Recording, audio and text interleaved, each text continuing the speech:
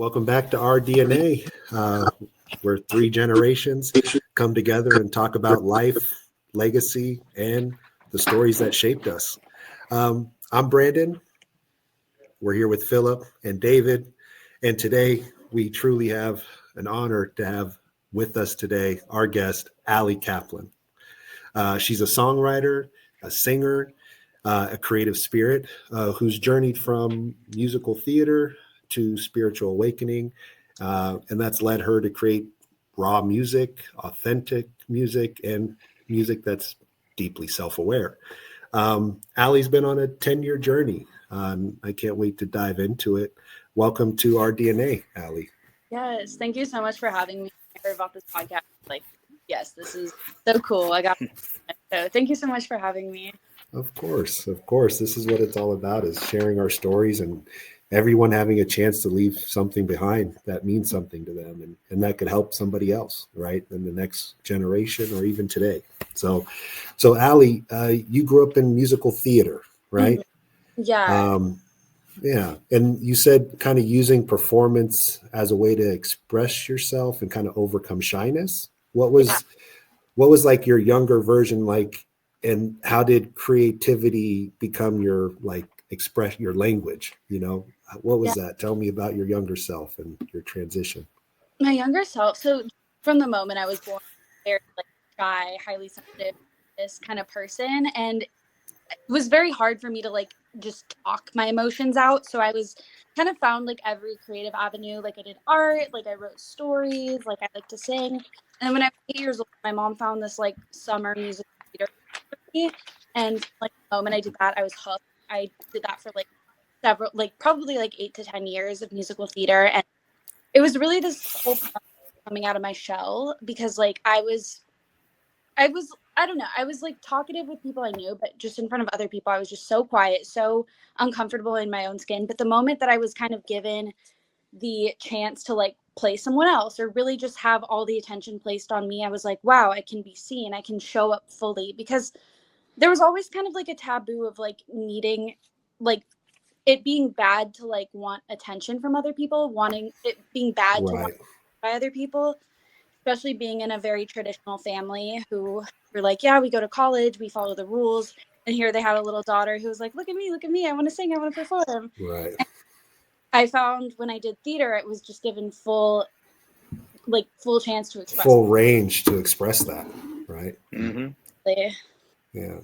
So maybe almost like you weren't as shy as you thought, but your environment kept you feeling that way, right? In a sense, right? Yeah. And theater allowed you to blossom in the right environment, right? Yeah. And it shows you that, you can be a star, you could be something more than what your environment is allowing you to be.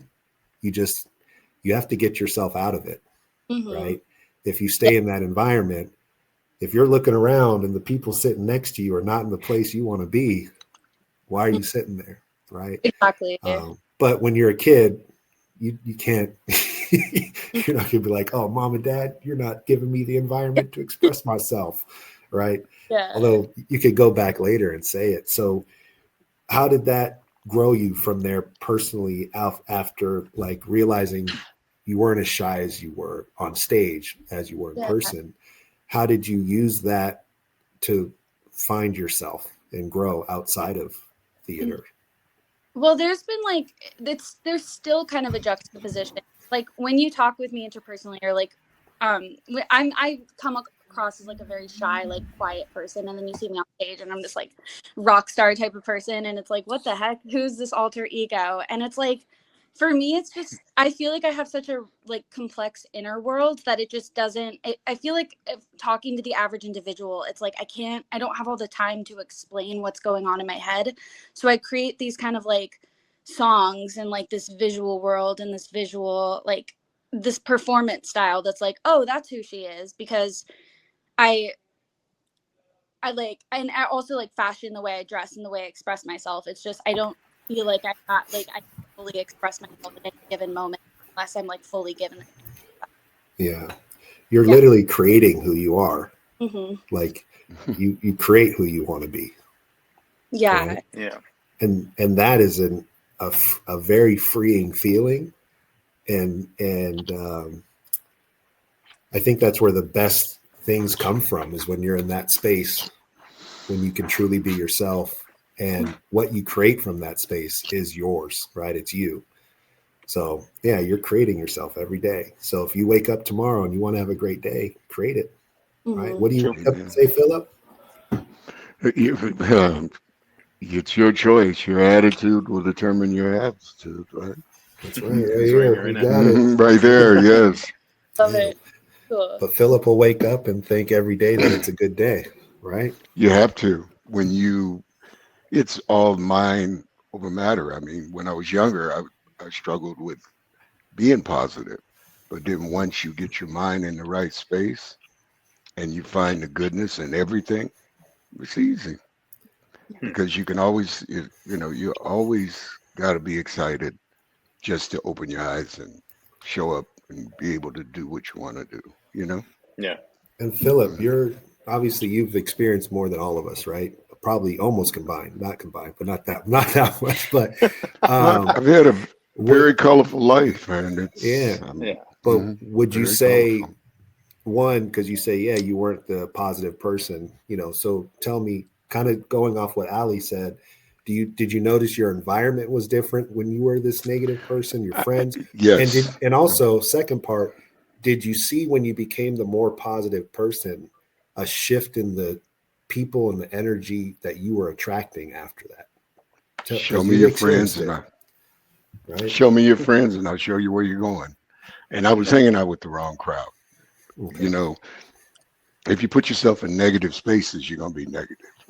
Mm-hmm. That's just the way life works. If you want to be in a great space, be around great people, which will motivate you. And if you're like, I love when they say, you don't want to be the smartest guy in the room. Because if you're the smartest guy in the room, that's not the goal. I want to be the guy in the room with a lot of smart people that can grow my mind and my spirit and get me excited about this thing. And when I hear that, I think when I hear that idea, you don't want to be the smartest guy in the room, is like, you don't want to think of yourself as the smartest person. Like, more than everybody. Because if the blessing of what we have is everybody around us is an expert in something and has knowledge on something that we could never fathom. But if you think you're the smartest person in the room, you won't have the curiosity to be able to even find out that you're not the smartest person in the world, right? One of the things I did with my employees, when I would say, I'll give a $300 bonus for the craziest idea. That's right. Because to unlock their fear. Well, boss, you said the craziest idea. This is what I was thinking. You know how many great ideas came out of that? Because you freed their spirit to let them do it. Yeah. You say, and for money, they're going to try. They're going to say, well, I was thinking about this. What do you think of this? And I can't tell you, because it opened the door for them to be able to express themselves. Do you understand why? I heard another dealer told me that. He says, I put that out every week in the meeting. There's so then they don't be afraid to express themselves, because, sometimes if you in your head, you say, well, I wonder if they're going to think this is a crazy idea. Well, if you just unlock the door and say $300 for the craziest idea, and it was really more creative. I got to tell you, and that's kind of full circle, right? Because take that same aspect, and there's so many versions of this where people can be more creative and grow if they're in an environment that allows them. And Ali, you were given that freedom to be as crazy as you want to be on stage. And now you realize you have that freedom to create how you want to be every day, what character you want to play, how you want to show up on the stage and sing, and you get to express yourself through your music, right? So that's true. Speaking of I guess, like, people that have impacted you and helped you along your journey, tell us maybe some of the things that have happened through your life that have been pretty impactful. Like, if you could think of some major moments that made a difference for you and maybe some people through that process. I would say one of the biggest things was my freshman year of high school. I got accepted into this. It was like still the theater program. Like I was kind of accepted into this, like the school's like kind of prestigious musical theater program as like the only freshman. And like I had struggled a lot with self-confidence before then. And for once I was finally getting the like, everyone was like, oh my God, this girl's so cool. Like she's so like, look at, A and I went to freshman in the theater club. Yeah. yeah, the theater Mhm. club. Like I went to the one school where theater kids were the cool kids. Like that doesn't Yeah. happen anywhere. But um but yeah, the school I went to, I was like again, like the whole like self-expression thing, like I started dressing the way I wanted to. Like they did a whole yearbook page on me about my style and my fashion, and like I was just finally getting like the I instead of just being seen as the theater girl, like I was seen as the theater girl, but people were actually seeing me for me and like the who I was as an artist and a creative. And after that year, things kind of like the rest of high school and the rest of college was kind of like a process of like refining myself. And I did focus a lot on grades. But I think last year when I started working with a songwriting teacher who like works in the industry and like works with big artists, who started kind of shaping me and like guiding me down the path I Wow. wanted to. I literally met her on like this like random tutoring website, and she's like, yeah, I've written with Ariana Grande and like Chainsmokers. Wow. And like, yeah, I've written with Chapel Roan, like all these just crazy people, and she's been like a total mentor for me. So yeah, just, and I'm just still so early in the beginning of my journey. Like I'm trying to like not like put the theater stuff in the past, because that was definitely very formative, but I'm just meeting so many random people along the way in my journey that I'm like, I would have never connected with you like in just a random space. Like it's just happening in the most like synchronous of ways, I Yep. guess. I love that. I love that. And I love that you met this mentor that helped you shape yourself, because so many people try to do everything on their own, right? Like I can figure it out. But really, when you find someone to help you create your process, you can eventually do it yourself, right? Yeah, But definitely. at a young age, and that's where David and I connected, right? Like he's always growing, and probably where I connected with Philip, right? Same idea. I saw Right. Philip as an opportunity to connect with someone that I could learn from and maybe just have a good relationship. And as I came into David's life, it was the same thing, to where our DNA was created, right? We're all here like Right. growing off each other and helping each Hmm. other with through this life. This right here helped me one big day, and that will stick with me forever. Your attitude determines your altitude. So that's cool that you had that, and Amen. it's awesome that you're seeking out that Mhm. self growth to get there. But when Yeah, it all lines up, it all lines it up. lines, Yeah. It yeah, just happens. I love like watching it unfold, like the process of it, like just meeting random people who are just going to help me on my journey. Like just the creative community just around LA, the Valley, like everywhere. And just the amount of just That. growth you can learn from anyone, like of any creative sort, or like literally just anything, I feel like has just been so helpful. yeah. So, what are some of the harder moments that you found yourself having to get through to get to where you're at today? What are one of the struggles you had that you can share with us? Just this constant feeling of being misunderstood, and just like this sense that like I'm different from everyone, nobody understands. Mm-hmm. Just this, I don't know, I was always my entire life just kind of like I felt like kind of like an adult trapped in a child's body. Like I felt like I don't know, like I'm like all these Like kids you're are, faking it, and yeah, imposter syndrome. Yeah. I was like, all these kids are just playing like sports during recess and playing dolls and playing tag. And I'm like, I want to go I want to be successful, and I want to read and write stories and do all these great things. And it's been a huge struggle of mine, because I just, Mm, fitting in with people my age has just always been really tough for me, because I'm like, I've always been really ambitious. I've wanted to do big things, and it's just like, I don't yeah. really have time to keep up with the Joneses too much. Like, Yeah. I don't know. But as I grow older and people kind of come into their maturity, and like I kind of am able to create that intentional community, I feel like I'm starting to like finally meet people that I like align with, which is really cool. Yeah. That's awesome. I No, agree. thank I you have for a sharing. question actually. Mhm. Go for it. I was gonna say, first off, I agree with that ending part. It's good that you are finding community. I know I see you mingling with our creative collective people and community a lot, and I know you're a great performer. So it's awesome to see like you kind of be more involved and be more confident when you're up there now? Because I know I've seen you a few times, and you went from like a little shy to like, now you're Yeah. doing some crazy stuff on the stage, which is awesome. That's the whole point of art. But I was gonna ask, what inspires like the art you create? That's a great question. Mhm. Just a lot of things in my life, and just like places in my mind that I'm scared to explore. I mean, I say that, and then I have just like some fun love song, like kind of just like the entire spectrum of like the human experiences. Like I'll Okay. talk about like failed relationships, or like my darkest, deepest desires and moments of fear in my head, or Yeah. like I'll watch a movie that inspires me. I kind of just like use life as like my like inspiration, just whatever's kind of calling to me at the moment. Yeah. That's awesome. Yeah.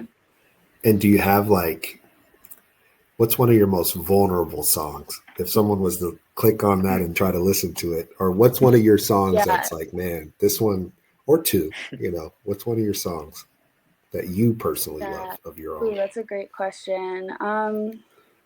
so far? Because you're Yeah, I still only working have on it. like 3 songs out right now, and none of them are Hello. vulnerable at the moment. Like I've had songs I've sang for people, and they're like, "Do you need a hug? Like, are you okay?"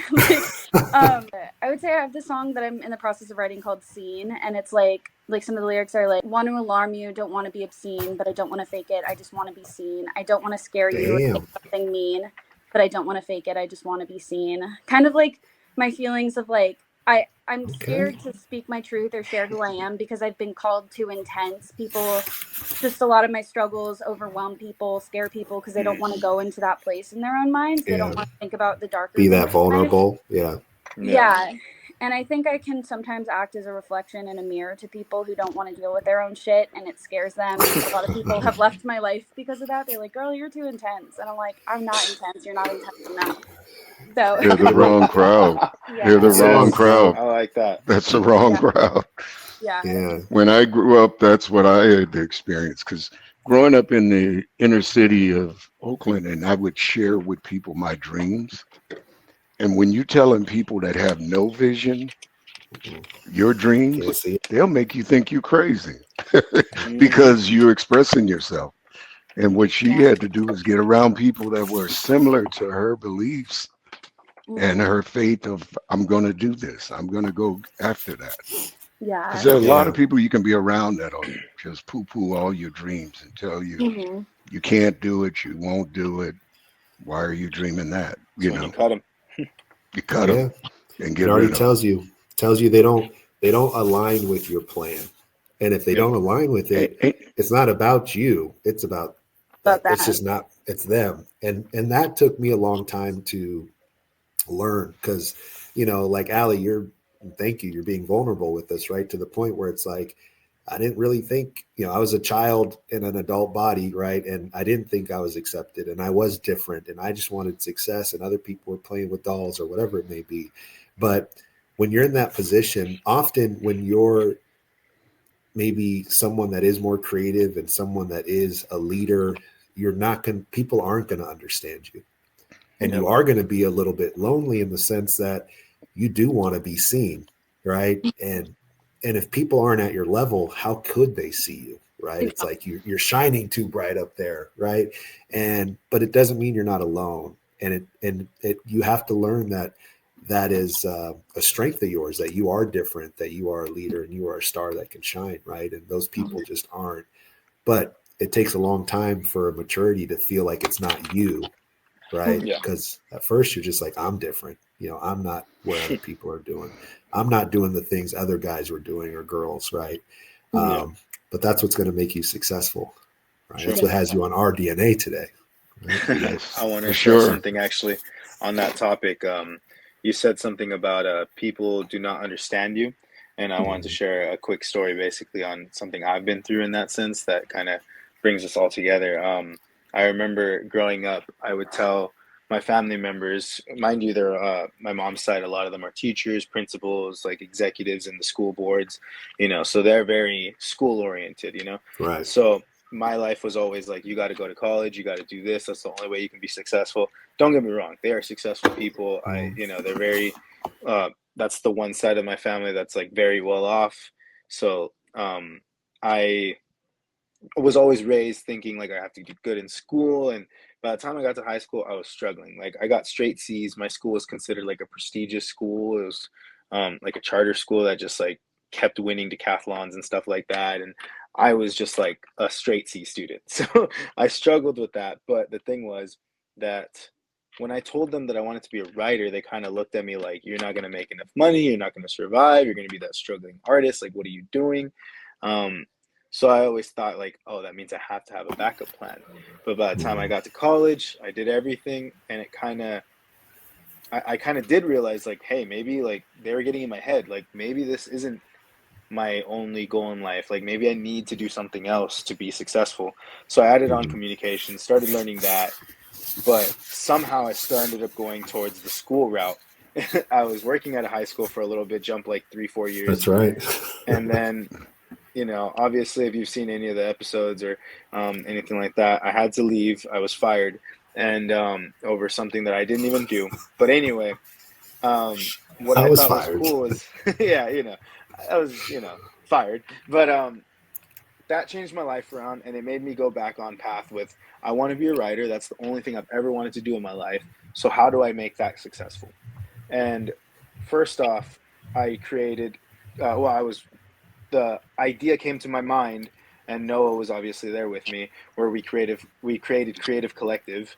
And from there, I was like, okay, this is the way you're going to boost, as in Noah, you're going to boost your rap music, and you're going to boost your like audience. I'm going to boost my writing. I'm going to sell more to these people.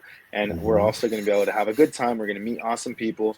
And that's how that was born. So fast forward another year or two, I'm doing well. I mean, Ali, you obviously only found us through marketing. You didn't even hear from like a friend or anything. Yeah. So that means we're doing something, right? Which I'm very prideful of that because I'm the marketing brain.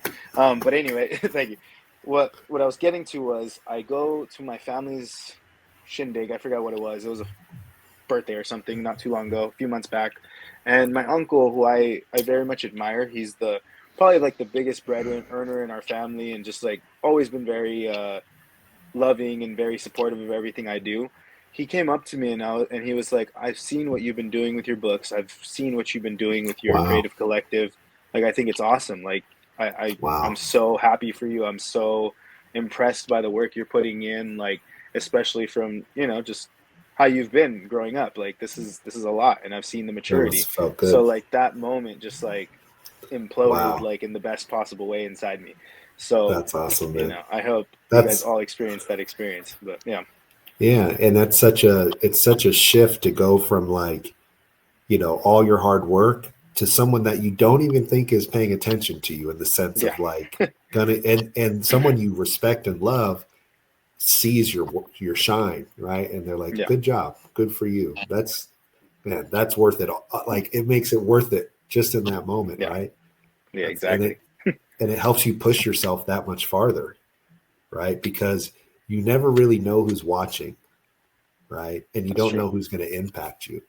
Like, David, we connected because, again, you didn't know I was looking at you, watching you, and thinking, man, this kid has something, based on who you were being, without you knowing I was looking at you, right? Yeah.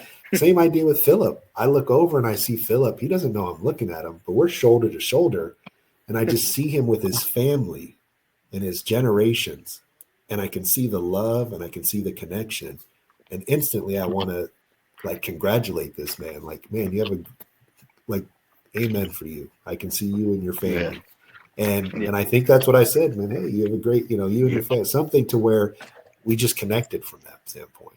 So you just never know. We stayed in touch. Yes, that's right. Yeah, we did, man. And now look at us now, right? And that's how this was started. Our conversations we'd have were just so good. And there was so much, just something in there, learning to believe in yourself, your attitude determines your altitude, like that we had to leave this back behind for other people to maybe go through that. Because there's a lot of people out there, David, right, Ali, that are trying to find themselves and believe in themselves when maybe they don't think other people are believing in them. So it's scary. But when you believe in yourself and invest in yourself, it's the best investment you could ever do. And It sounds and like if you the theater though brought her out of her shell, though, huh? The theater brought her out of her shell. Yeah. Yeah. it was like the place she could go and felt seen or Mm. accepted, right? Even though the You can be deeper part yourself. of you out of theater still wants to really be seen. And that's a Yeah. different alley, right? Yeah, it felt like in a way the theater was kind of a facade. It was like, oh, like I can just be a character. Like I don't have to be me. Whereas now the stuff I'm doing, I'm like, oh, this is me. Like I'm up on the stage. People are seeing my emotions and stuff. So it's been like I have that like stage presence and like, oh yeah, I can be on a stage. People can look at me, but like people weren't looking at me before. They were people looking at a character, and now it's like, oh, people are looking at the real me, which is that's the scary stuff. Then I have a question Yeah. for you on that because I experienced this. Is like because I was really shy as a kid, believe it or not. Like I'm talking just quiet. If you see family videos of me, it's like everyone's partying and having a good time, and this is all in my like Italian side of my family. Everyone's loud, and then there's Brandon just sitting in the chair, on my Game Boy or by, like probably with my mouth open because I'm a mouth breather. But like I was bored. I was not a social person, but I didn't have a lot of confidence in myself. And what changed for me was playing basketball in 7th grade. So when you say, being accepted with theater, for me, it was being accepted in sports with basketball. All of a sudden, I was a place where I belonged. Everyone like was proud of me and saying, "Oh man, you're so good." And like people knew my name all of a sudden. But through that, one, I didn't feel, and this is what I was going to ask you, Allie, was how did you deal or did you ever deal with the thought I had, which is people don't really like me for me. Mm. Mm. Mm.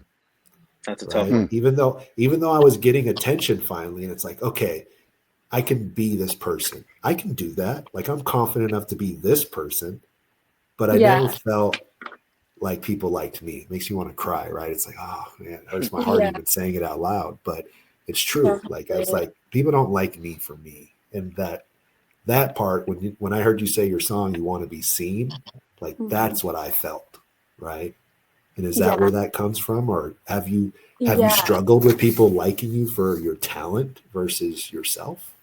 Definitely. Like I think the person I used to be in high school before I went through my spiritual awakening and like shedding of the ego and like whatever, like that's a whole thing. But it was definitely which a I want to hear character that I about. was playing. Yeah, that's a whole thing. But the person I was that like I people used to be like, oh my god, it's Allie Kaplan, like a character that I was. Like I was like over the top, I was flamboyant, like I was, and I'm not like I'm friendly and outgoing, but I'm not like I've noticed with a lot of theater kids, there's a lot of like super extroversions and like loving to like I was just talking with my mom about this. Everyone's all like huggy and all over each other, and I'm not like that. I'm a pretty reserved person. So you come out on stage. I come out on stage, like I'm not like that out there of a person, and I felt like I felt like in theater I was very overlooked by people, by the super extroverts and the super, and I was just kind of pushed to the side, and I was like, okay, well,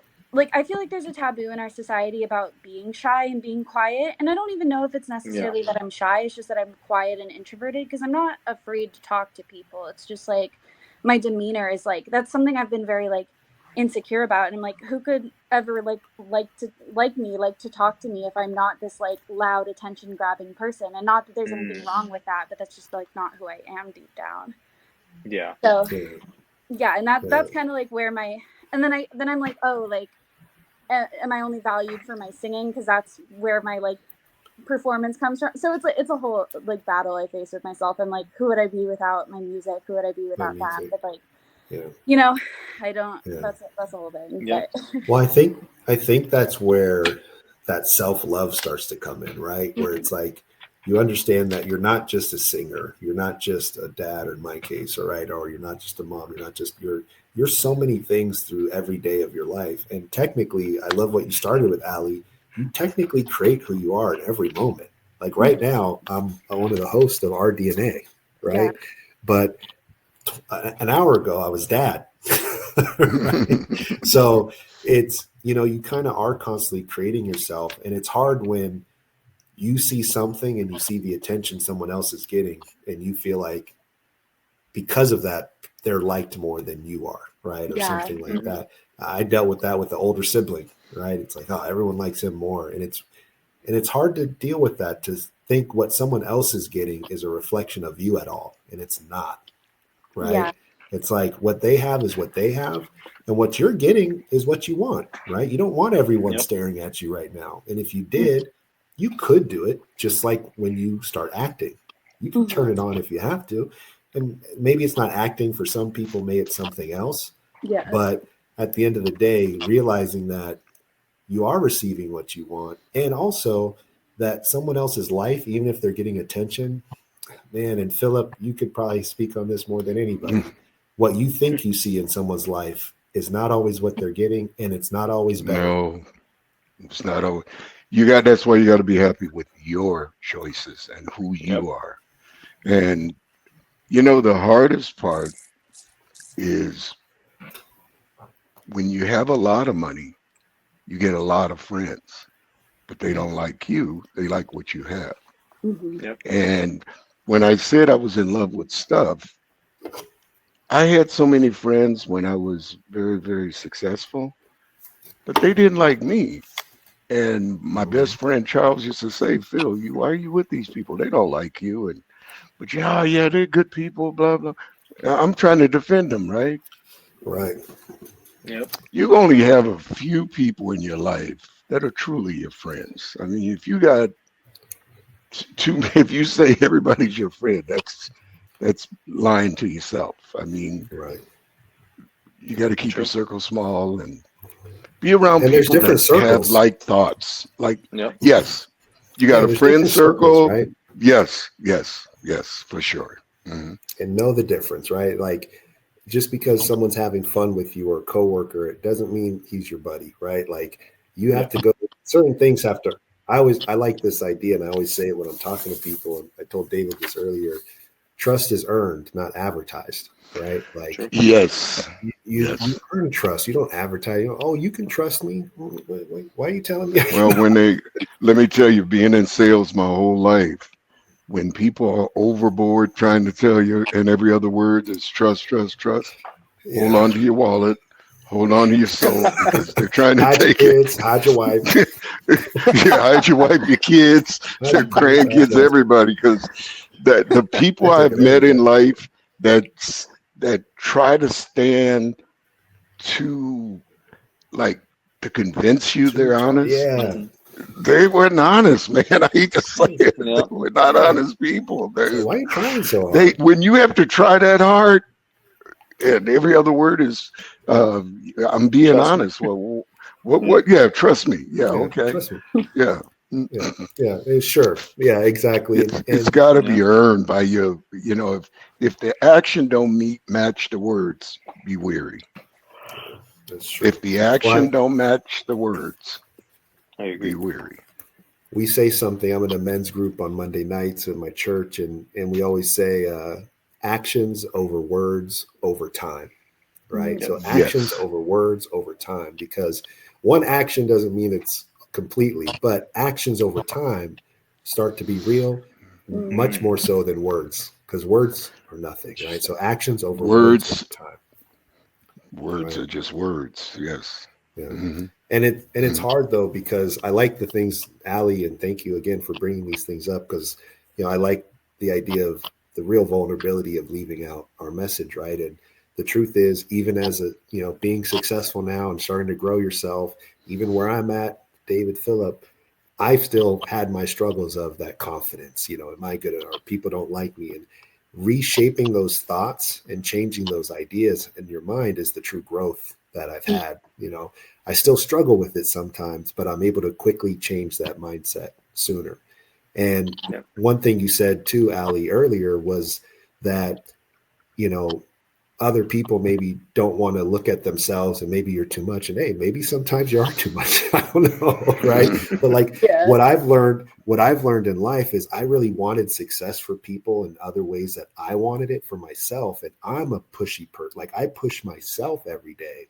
And I had to learn how to not push others the way I push myself, because just like someone's shy or someone's extrovert, if the extrovert's trying to get the shy person to do something they don't want to do, it's going to come off as a negative approach, even though the extroverts may be being nice, right?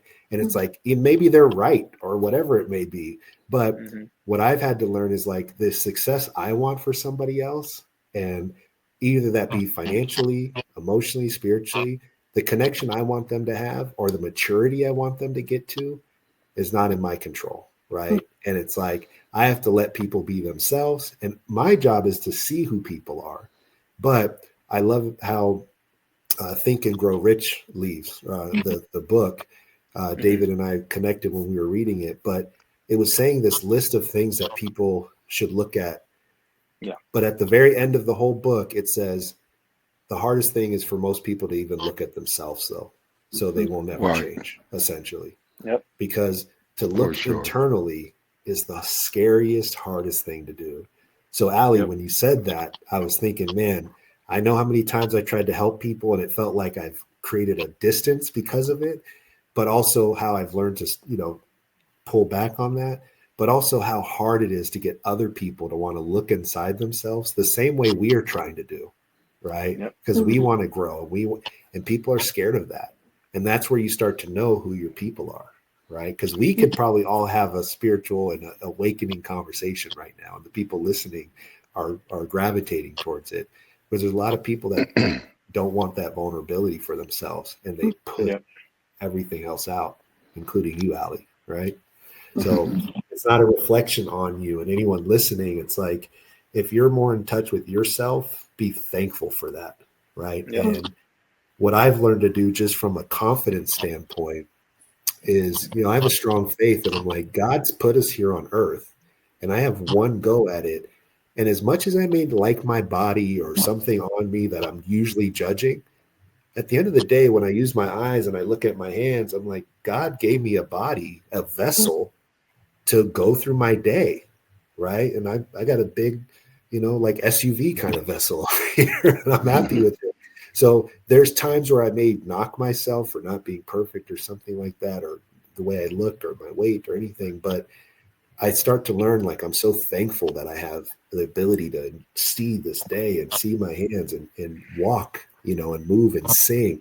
And when you realize that it's just a blessing to even be here and a gift, then you can let other things kind of go away, right? And if somebody else doesn't want to line up with your joy and your passion, let them be, right? I'm good. And I live with a mindset of joy. So that way, and when I'm not in joy, I seek it. I seek the things that are and the people. And I had a bad day. I called Philip. I talked to him. He was there for me. And this sweater was created. Your attitude determines your altitude, right? So, I know you're in a spiritual awakening, and I'd love to hear about that part of your life too.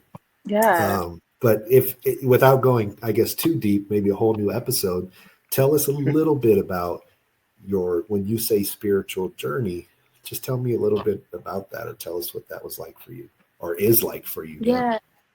It all goes hand in hand with the shedding, the who I thought I was supposed to be versus who I am. Like around that time after my freshman year of high school, where I was like the it girl and everything was happening for me, my next year, I stopped getting as much attention as I had gotten before. And really that attention was the only thing that had been feeding me and my ego. And I was kind of addicted to it, honestly. And I have a cousin who's a yoga teacher, and she was teaching me how to meditate. And as I started meditating, my entire life just started, my entire mindset, even the way I dressed started changing, the topics I was interested in started changing. I felt even more disconnected from people my age, because I was like, well, now I'm learning about ego death and God and the universe. Yeah. And and I was just desperately trying to find other people who were willing to talk about this, and I just could not find anyone. And it led me into a really dark place, because I'm it feels like the more that I wake up and the more that I search for truth, the more isolated I become.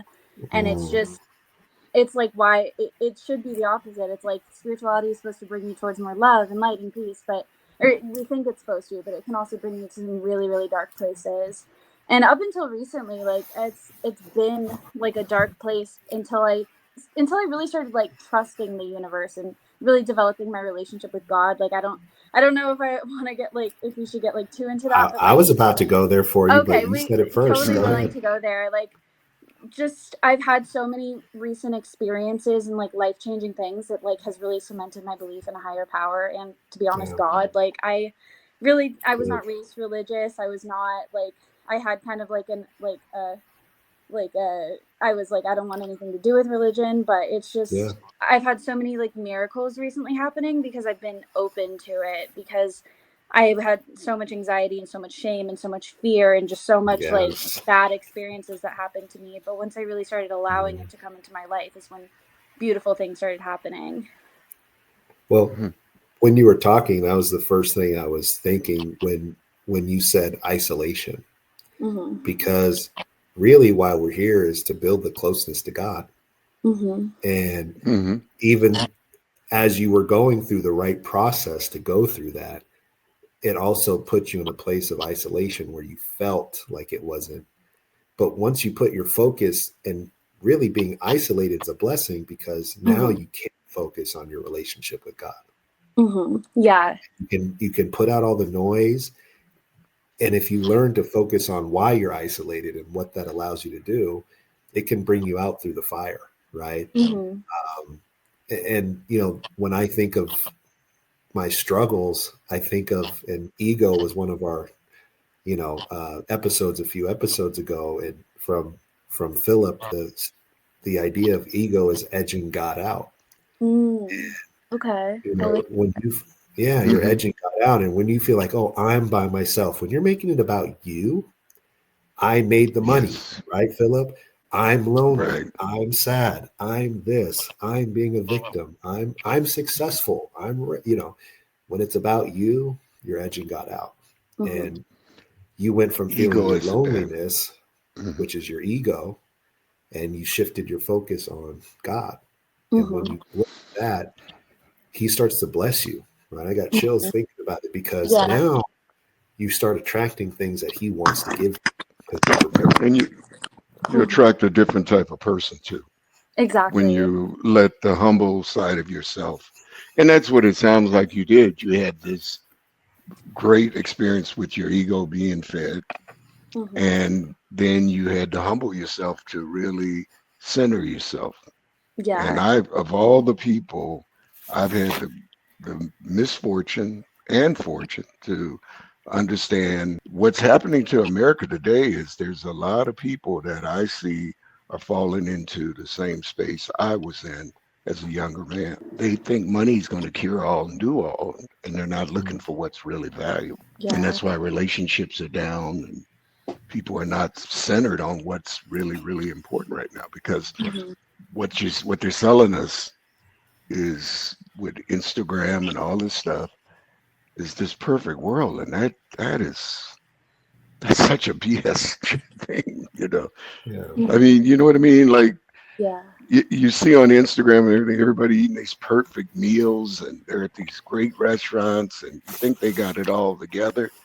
A lot of that is fake, man. It's Yeah. just people. Yeah. They're It's not so. even really enjoying the moment. They're kind of trying to No, create a joy well, that's not real. they're trying to make themselves believe they're enjoying it, though. Yep. They're Yeah. getting it. Or Yes. look how happy I am. Yeah. Look at me. Right. That's why Yeah. The thing. authenticity is very popular right now on social media as well, because a lot of people aren't seeing as much authenticity. So when you see it in music or when you see it in videos and somebody's crying or somebody's being emotional, it's more authentic. And Mm-hmm. our society is more like, you know what, this doesn't feel robotic. This doesn't feel like it might have been created by AI. It doesn't feel fabricated. So that's what we love now, because And so I that's should have But cried that's when I been a was talking about shift. being Before seen. that, yeah. it was all about the flash, though. Everything is, and I mean, I wish you could get a video of your life Mm. so you could play it back Hmm. and see the stages and the evolution that you went through as a human being. Mm-hmm. And I always valued stuff when I was a young Yeah. man. Hmm. What I had, what I owned. You know, I didn't have one house, I had six. I didn't have one car, I had seven. I mean, when you really think about it, my son said it best to me the other. Went to San Diego to visit my oldest son, Hmm. and he says, "You know, Dad, I used to buy Mercedes and this that, and he makes a great living." He says, but you know what I've figured out? You did that. And a lot of times, I think I got caught up in it because you was trying to impress other people. Mm. And when I stopped by trying to impress other people, he said, Dad, I'm really, really happy. He said, I drive a Toyota and I'm happy as heck. He says, I used to think a Mercedes was great, but and a BMW, when he first got married and stuff. He says, I drive a Toyota. And But how he but he how good says, did that make you feel though, right, it Philip? made me proud because I had to lose everything to figure out what's valuable. Yeah. I lost $80 million, man. Jet That's real. airplanes. I had it all, man. And but my mom kept trying to tell me. She says, "You just don't get it, son, do you?" And I go, "Mom, I just bought you a new house." She says, "That's all you talk about is what you've done. You never give God the credit. You don't give your family the credit. Yeah. It's you, you, you, you, you." And when I was stuck in that world, I didn't hear it until after I lost her and I lost everything. And right after I lost everything, I lost my mom. You want to And talk that's about a when low point in life? You lose $80 million and then you lose your mom. what else you That got? was it was a rough, but it humbled me, and God Mm. got my attention. Yeah. It's And funny how, your and family. that's why I try to tell people about my. It's not that I'm trying to brag on what I had. I just wanted people to understand how lost I was, even though I had everything. Yeah. You can have everything and still be lost. Yeah. Would True. you guys agree? I agree. 100%. Hmm, You can have, it kind of goes back to the book I was reading, How to Be Seen, or something. I'll remember what it was, but it was a great book, and how to really know someone. And Yes. it was saying he's creating this picture of people that he's looking at in a restaurant, and how disconnected so many people were by being on their cell phones or doing this. But he's like, you can be in love with somebody and still not even see who they are. Yep. Right. The Wow. idea of Amen. the idea of loving something and being in love is kind of a concept, right? And it's like this whole thing, but you can love someone and really not see who they are. How many people in your family do you love, but they don't really know who you are and you don't True. feel seen by them? And I think that's even for ourselves. You can be successful and you think you have everything, but you're still lost and you just don't even know it. True. Right. And you didn't see who you were and you couldn't be honest with yourself through it because you were stuck in it. But God has a plan and he humbled you in a way that Hey. you weren't expecting. And now Oh, your but when family he gets when the he benefit of humbles it. you, he humbles you. He, You know he what? humbled me. Trust me. I mean, to go from this, if you really, that's why I say I wish there was a video. I mean, Of your life. Yeah. it, yeah, We can because make the one ego was, but he was my virtually ego, and Hollywood. that's why, yeah, ego was. I was, all I talked about is what I own, not who I was. Well, that's actually a Mm-hmm. great segue right now to Mm-hmm. my favorite part, which is when we have listener questions, right? And Mm-hmm. all questions are welcome, but I love when our fans engage and ask simple questions that we can talk about on the show. So if anyone's watching and you have a question for Allie, for Philip, David, please let us know. We're here. We just want to talk about it. We want you to be seen. So let us see you. And the question we have here, let's see. All right, this is from Jacob. Jacob is 28. He says, how do you know when you're actually growing and you're not just in Mm. circles? Like you're not just in the wrong space, right? And Mm. you're just going. How do you know Mm. when you're actually growing and not just going in circles? It's Wow, a good that's a question. good question. Yeah, it is. That's a thinking question. Mhm. Well, Ali, for Allie, do you have example, an Yeah. idea? did you feel like you were going in circles before the right opportunity came across for you to team up with, say, this mentor of yours that's kind of Yeah. helped you with your writing? Did you feel like Jacob is saying he felt like he was going in circles maybe? So how do you know the difference between your growing versus going in circles? I think for me, growth feels really, really uncomfortable and really painful. Like, I feel like when I'm going in circles, I'm deluding myself and just being like, yeah, like this is cool. Like my songwriting coach, like she had a moment where I wanted to stop working with her because she triggered me because I wasn't like taking her advice and I was kind of wasting her time. And I was like, I don't want to work with her. Like, what's she doing? Like insulting my music. And then I was like, wait, like she works in the industry I want to work in. She's giving me advice. Like, Ego. I'm like, Ego. yeah. So I kicked it into gear and I was like, I did everything that I wrote a bunch of songs with everything she taught me. I showed up the next week.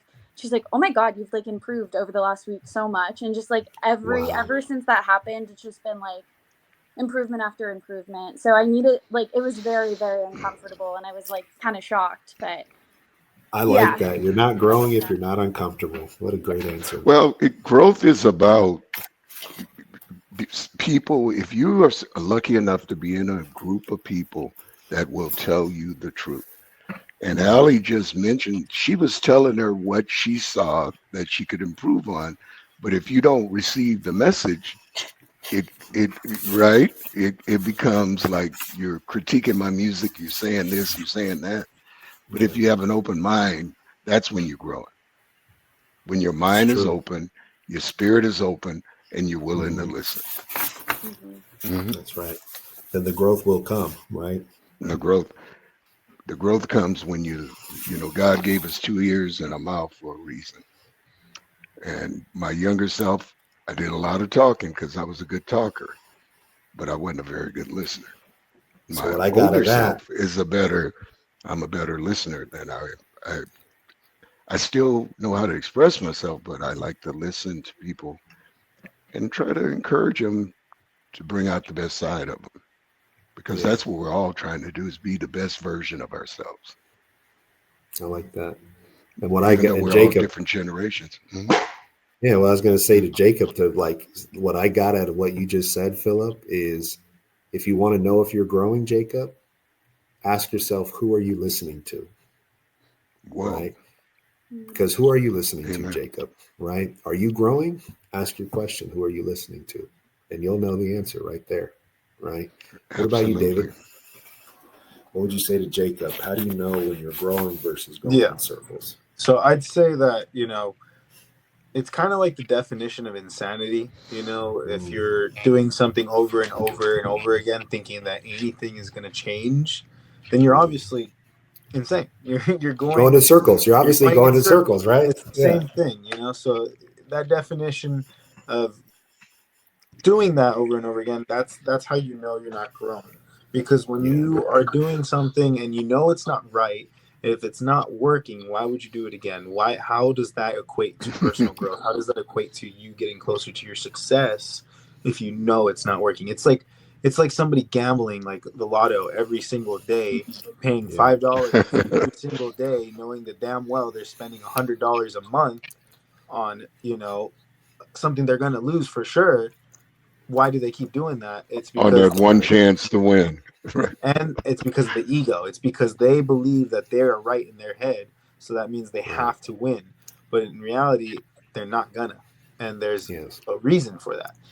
Because, you know, it's rigged. But and that's how kind of life is, in my opinion. You know, I mean, that's how you grow, is by changing your path, by doing one little different thing, learning one new thing, one new skill, whatever, and then that's how you grow. Because if you don't do that, then you're just going to be insane. You're going to be going in these circles and not learning anything and being stuck.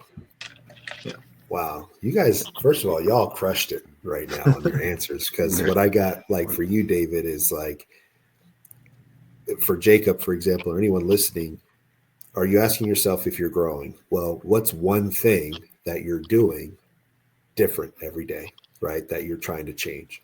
Because if something's not working, what are you trying to change? What's one thing you're doing different today that maybe you didn't do yesterday, right? Because if something's not working, try something different, right? And if you're not going to try something different, you're going to go insane. You're going to do the same thing, expecting a different result and getting the same thing, right? Exactly. And if it's not uncomfortable, you probably ain't growing, right, Allie? You're not uncomfortable. You're not growing. And that uncomfortable part, Chandler. That's right. And if you and ask yourself, who are you listening to, right? Like, who are the people you are listening to? Are you trying to seek knowledge to grow, and are you listening to others? And for me, Jacob, to answer your question, which is hard to answer after you guys gave the great answers, but growth is something, and I think all of this that we've talked about comes back down to honesty with yourself. And if you're being honest about if you're letting yourself get uncomfortable, if you're listening to people or not, if you're trying something different or not, the more honest you are with yourself and the more self-aware you can be, the more you can grow. So to me, if you're not trying to look within and you're not trying to understand who you are more, you're probably not growing. If you're looking elsewhere for it and you're not looking internally, you may not be growing. And I think being honest with yourself is one of the ways to see that. Are you feeling pain through your process? Are you listening to others and seeking knowledge? And are you trying something different? I think you guys all said it pretty well. I'd like to leave you guys with something. Have you ever heard of the one about the three gods were trying to figure where to hide success? Have you ever heard it? I think only because you told me, but go ahead. Tell everyone else. The one god says, let's put it on the highest mountain. And the other two gods says, no, if you put it on the highest mountain, man or woman someday will climb the highest mountain. The other god says, let's put it in the deepest part of the ocean. And the other two gods says, no, if you put it in the deepest part of the ocean, someday man or woman will find it. The third god said, I got the shortest place of all. Let's hide it within themselves because they're sure not to look there. They ain't going to find it there. Because most people don't. What we've talked about all day is not looking internal and being honest with yourself. You got to look within. Amen. To bring the best version of yourself. Man, you put the finish right there, the cherry on top. Man. That's true. Look within, right? And look within. That's where the most success will come from. That most people are most scared of ever doing is that vulnerability to be honest with yourself and look within. But God's put miracles in there. He's put the best things for you there. That's the all greatest within part. Us. It's all within us. And you can find all it. And within us. It hurts. But hurt is good. Hurt is something that God allows us to feel every day. And I forget who it was, and I wish I could remember, but maybe our audience does. But it's like I listened to someone, he said, if I can feel all the emotions in one day, I've lived a good day. Right? I love every emotion that God put on this earth. I like to cry. I like to be happy. Because if you never cried, would you know if you ever was happy? Yeah. Mm-hmm. Yeah. That's right. It's like if I coach basketball and I tell my kids, if you made every shot you ever shot, it wouldn't be much of a game, would it? Would it really be fun? How much fun would that be? The fact that it doesn't make it much fun. It's just like who can score the fastest at that point, But hey, maybe it'd be fun. It's but the challenge of doing it. It's part of the game, right? And it's part of the blessing we have that a missed shot only means you're that much closer to a made one. So, amen. Yeah. Well, thank you, Allie, for joining us. I think this has been a great. Thank you, Allie. Thank you so much. Thank you so much for having me. This was great. Is there anything you want to plug real quick yourself? Anything you want to tell anyone listening to? I don't know. If you want to check out my music, I'm Allie Kaplan on Spotify. That's the same way that my name is spelled. Only if you want to. You totally don't have to. See, that's the shyness. The shyness. Yeah. Well, if you want to, I made it for the world to hear, but if you want to, just go for it. But no, everyone, please listen to Allie just like you're listening to us. We're good people. We're real people trying to leave our mark in the world, and Allie is doing the same thing. So please support her. Go listen to her music and listen to her growth. That's going to be the most exciting thing because someone's going to be able to say, I watched RDNA when they first started. I listened to Allie Kaplan when she made her first 3 favorite songs. And I love Scene. It's my favorite one, right? So you get to see Allie Kaplan grow. You get to support her. You get to support us. So please listen to her music. Stay tuned for next week. We have another great guest. I won't tell you who, like always, but their DNA will be left behind with us. We'll be a little bit wiser, we'll be a little bit sharper, and we'll be a little bit more grateful for our own journey. Remember, everybody, thank you for listening. If you like us, please subscribe, push the like button. If you have your own issues and questions you want to talk to us, please don't. If you have a message for Allie, we'll get it to her. And if you think any of the messages we had for you today could help somebody else, please share it with them. But keep growing, keep giving, and keep leaving your mark, because what you live today will be someone else's DNA tomorrow. So thank you for joining us. Thank you, Allie, for being Thank here. you. See you guys. Thank Thank you you, so much. Allie.